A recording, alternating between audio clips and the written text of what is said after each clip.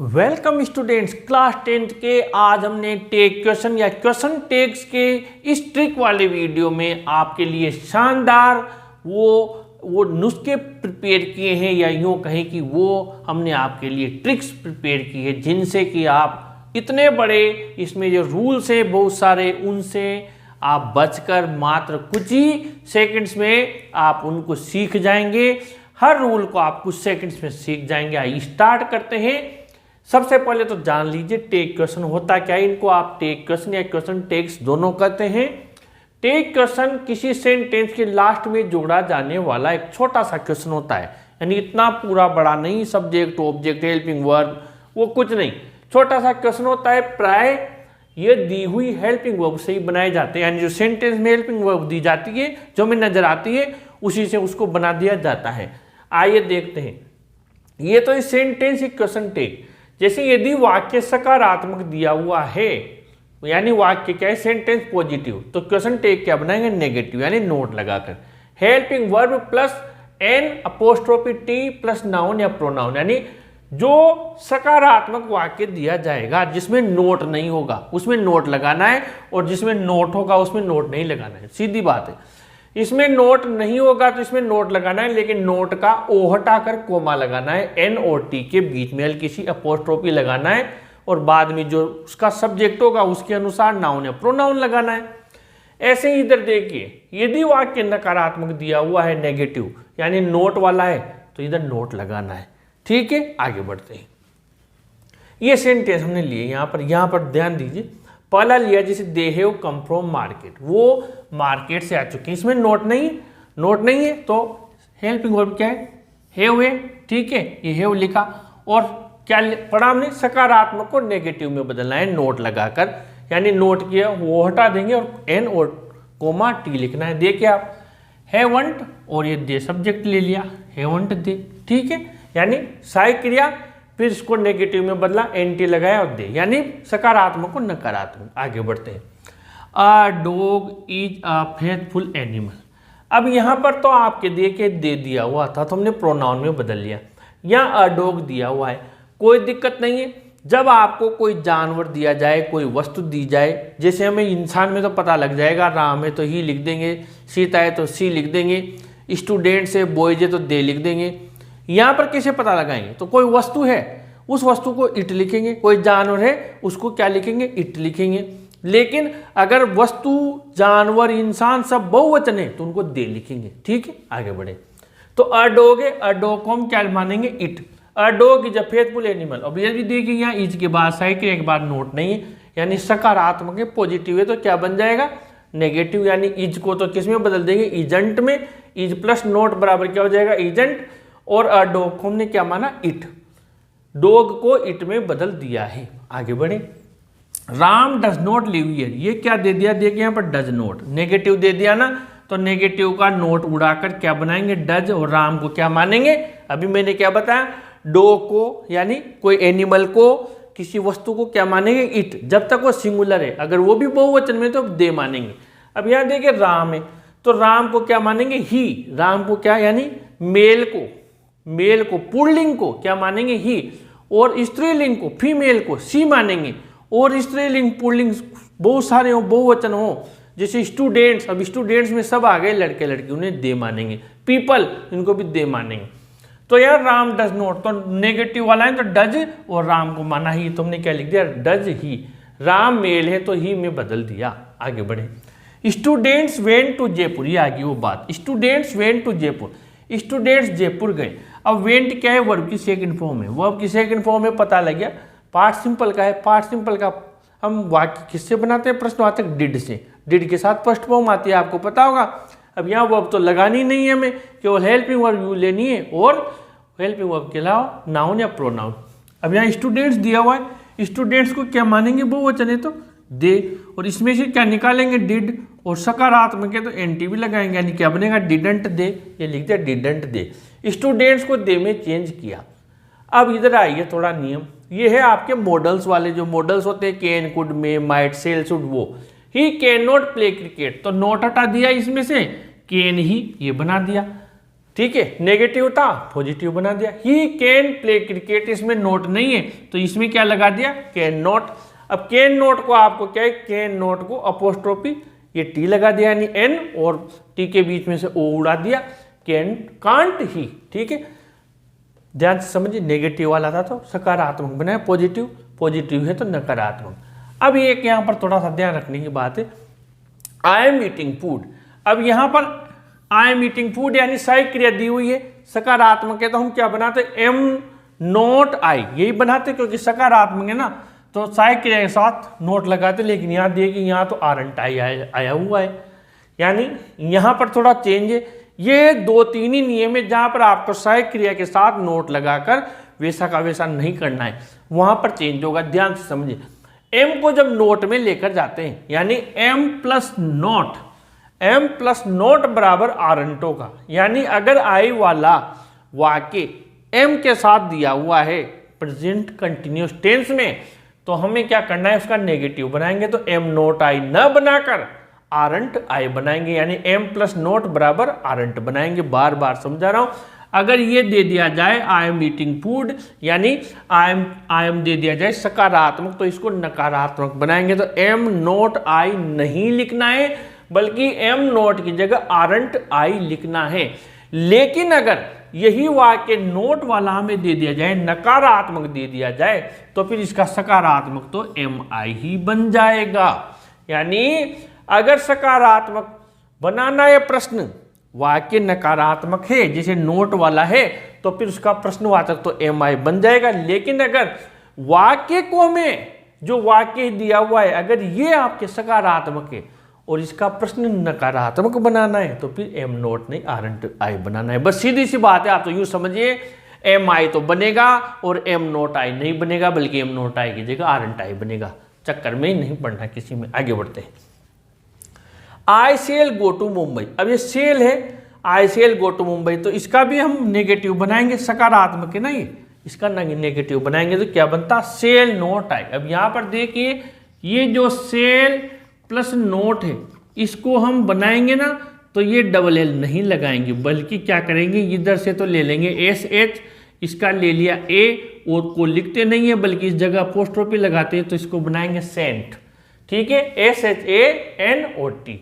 तो यहाँ देखिए I shall go to Mumbai, अभी सकारात्मक है तो इसका नेगेटिव बनेंगे तो सेंट आई बना दिया। अब ये नेगेटिव दिया हुआ है I shall not go to Mumbai तो इसका तो सिंपल है, इसका तो नोट हटा दिया, ये तो इधर से ही बन जाएगा, नोट को छोड़ के सेल आई बना दिया। इधर चलते ही विल कम टुमारो। अब यहाँ पर विल प्लस नोट यानी सकारात्मक है, सकारात्मक किससे बनेगा, नोट से, नकारात्मक बनेगा यानी सब्जेक्ट तो ये हो जाएगा। लेकिन विल प्लस नोट क्या होता है, विल प्लस नोट हम देखेंगे, विल प्लस नोट को हम बनाएंगे तो ये विल नोट नहीं बनेगा बल्कि ये बनेगा वॉन्ट, ये बनेगा वॉन्ट। यहां पर ध्यान देना, विल प्लस नोट को वॉन्ट बनाएंगे। अब आपने क्या किया, ही विल कम टुमारो तो वॉन्ट ही, ध्यान से देखिए विल नॉट ही नहीं वॉन्ट ही, और he will not come tomorrow भी नोट वाला दे दिया तो ये तो इधर से बन जाएगा विल ही। बस और कुछ और किसी में भी कोई चेंज नहीं है। ये थे जो मैंने बता दिए, एक तो सेल को सेल नोट ना करके सेंट करना है, विल नोट को वॉन्ट करना है और एम नोट वाले को आरंट करना है। बाकी वही डिडंट के साथ में, वही डिड के साथ नोट लगाएंगे, डिडंट ही होगा, हेव के साथ हेव अंटी होगा और कोई परिवर्तन नहीं होगा। यानी helping verb plus N plus apostrophe T करना है, बाकी इन तीन में हमें परिवर्तन करना है। आगे बढ़ते हैं, लेट्स यानी ये एसएल आता है, लेट प्लस अपोस्ट्रोफी एस, इसका मतलब होता है लेट्स, यानी आइए हम साथ चलते हैं या हम साथ मिलकर ये काम करते हैं। तो लेट्स वाला सेंटेंस सेल वी से बनेगा, ये ध्यान रखना, लेट्स वाला सेंटेंस सेल वी से बनेगा। लेट्स फ्लाई काइट्स, आइए पतंग उड़ाते हैं तो इसको बनाएंगे सेल वी। आप ध्यान देना, केवल लेट से शुरू होने वाला सेंटेंस यानी जिसमें लेट्स ना हो, यानी ऐसे अपोस्ट्रोफी एस ना हो बल्कि केवल लेट हो से शुरू होने वाला सेंटेंस विल यू से बनेगा। ये किससे बनेगा, विल यू से, इन्हें याद रख लेना है। Let him play the match, उसे मैच खेल लेने दो, खेल लेने दो, ये बनेगा विल यू से। अब यहाँ पर ध्यान देना कि यहाँ पर ये जो सब्जेक्ट दिए हुए हैं इनसे कोई मतलब नहीं है, ये रट्टा मार बात है। यानी लेट से शुरू हो रहा है तो पक्का विल यू से बनेगा। अब यहाँ पर हिम हो, हर हो, कुछ भी हो, इससे कोई मतलब नहीं है। आप तो पकड़ लो, लेट से बनने वाला, लेट से शुरू होने वाला वाक्य विल यू से बनेगा और लेट से शुरू होने वाला शेल वी से बनेगा। इन्हें याद रख लो। आगे बढ़े। Everyone, everybody, someone, somebody, anyone, anybody, known, nobody. ये अगर सब्जेक्ट हैं किसी वाक्य के तो इनके सब्जेक्ट होने पर क्वेश्चन टैग में भी दे आएगा। याद रखना, ये लगते तो ऐसे हैं कि ये एक वचन हो, लेकिन इनको जब हम क्वेश्चन टैग में बदलेंगे तो ये दे का रूप धारण कर लेंगे, यानी ये दे में चेंज हो जाएंगे। आइए देखते हैं। Everyone likes money. अब देखिए एवरीवन लाइक्स क्यों है, यहाँ पर देखिए एस क्यों आया, सिंगुलर है इसलिए एस आया। लेकिन इनका जब हम क्वेश्चन बनाएंगे तो उस टेंस का प्लूरल फॉर्म वाली हेल्पिंग वर्ब लगाएंगे। जैसे एस दिया हुआ है तो क्या आता, डज आता, डज आता ना। लेकिन इनको क्या मानेंगे हम, इनको क्या मानेंगे, दे मानेंगे, बहुवचन मानेंगे। तो बहुवचन माना, इनको दे माना, तो इसकी सहायक क्रिया भी क्या आएगी, दे के साथ क्या आता है, प्रेजेंट सिंपल में डू आता है। और डू का नेगेटिव क्या होगा, सकारात्मक है, तो don't they, don't they. Nobody went there. अब देखिए नोबडी वेंट देयर, ये दिया हुआ है, नोबडी क्या लग रहा है, वहां कोई नहीं गया, बोलेंगे तो क्या वहां कोई नहीं गया। लेकिन इनका प्रश्न बनाएंगे तो नोबडी को क्या मानेंगे, दे। और ये वेंट क्या है, वर्ब की सेकंड फॉर्म, वर्ब की सेकंड फॉर्म है। तो इसका क्वेश्चन बनाने के लिए डिड कहाँ में लेते हैं, तो इसको हमने ले लिया डिड में, किसमें ले लिया, डिड में। और नोबडी को किसमें बदला, दे में, तो डिड दे। अब देखिए यहाँ पर इसमें नोबडी नेगेटिव है, यानी नोट ए नोबडी का मतलब वहां कोई नहीं गया। बोले नोट नजर नहीं आ रहा, ये यहाँ पर नो में नोट है, इसलिए इसका वाक्य सकारात्मक बना। और ये चीज याद रखना, ये दिए हुए हों तो इनका सब्जेक्ट हम क्या मानते हैं, दे मानते हैं। आगे बढ़ते हैं। Nothing, never, none, no use, few, little, hardly, seldom, rarely, scarcely. ये जितने भी वर्ड्स दिए हुए हैं ये अपने आप में नकारात्मक हैं। यानी इन सब के अंदर जिनमें आपको ये नोट नजर आ रहा है वही नहीं, जिनमें नोट नजर नहीं आ रहा है। फ्यू यानी न के बराबर, लिटिल यानी भी न के बराबर, हार्ड यानी मुश्किल से, और सेल्डम यानी भी कभी कभी, और रेयर यानी भी कभी कभी, स्कार्सली यानी भी हार्डली होता है, बहुत कम, न्यून, बहुत कम, न्यून। तो ये क्या है, इनका क्वेश्चन टैग पॉजिटिव बनेगा। क्यों बनेगा, क्योंकि ये शब्द अपने आप में नकारात्मक है, इनके अंदर नोट छिपा हुआ है। किसी में तो नजर आ रहा है, किसी में नजर नहीं आ रहा है। जैसे देयर वर फ्यू पीपल, वहां न के बराबर लोग थे, फ्यू का मतलब न के बराबर।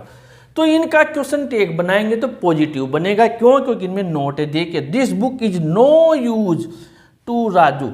इस पुस्तक का राजू के लिए कोई उपयोग नहीं है। अब पुस्तक है ना, पुस्तक को हमने क्या माना, इट माना। यहाँ पर डॉग को क्या माना था, इट माना था। कोई वस्तु या जानवर के लिए क्या मानेंगे, सिंगुलर है इट। अगर वस्तु जानवर प्लूरल है तो क्या मानेंगे, दे।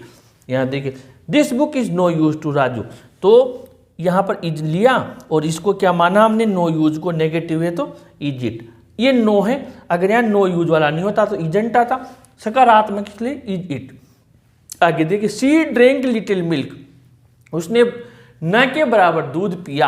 अब लिटिल क्या है, अपने आप में नेगेटिव है, नकारात्मक है, इसलिए इसको, इसके अंदर नोट छिपा हुआ है।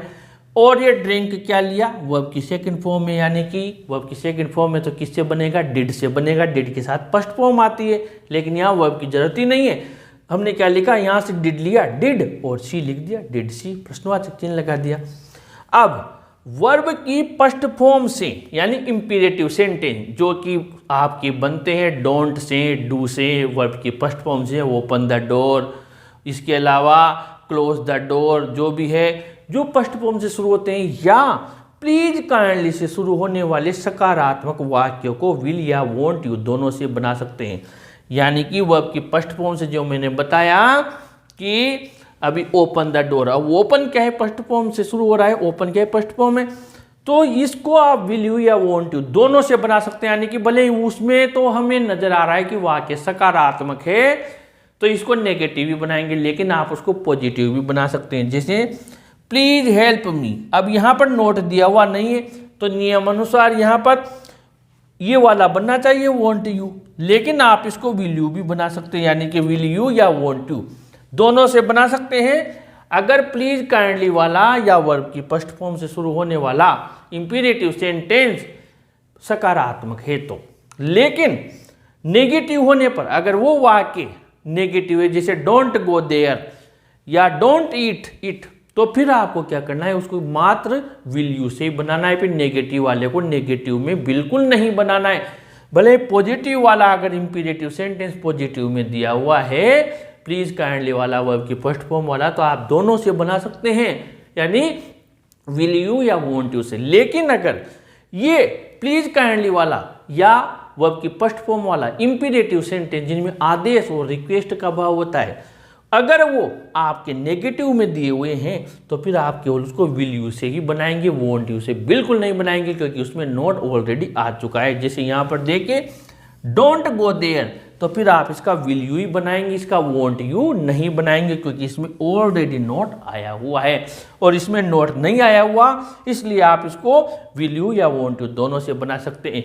इसके अलावा जो आपके देश के नाम होते हैं, कंट्री के नाम, जैसे इंडिया है, मान लीजिए यहाँ सब्जेक्ट इंडिया दे दिया और या इंग्लैंड दे दिया, तो जब आप यहाँ पर आपको पता है डॉग के लिए हमने इट काम में लिया, राम के लिए ही लिया, तो अगर कंट्री का नेम दे दिया जाए पर्टिकुलर, से India is a very large country, तो फिर आपको इजेंट सी लिखना है, यानी ध्यान रखना नाम देने पर सी लगाना है। जैसे इंग्लैंड आ जाए तो फिर इंग्लैंड के लिए भी आपको इधर जो प्रोनाउन में बदलो तो सी लगाना है।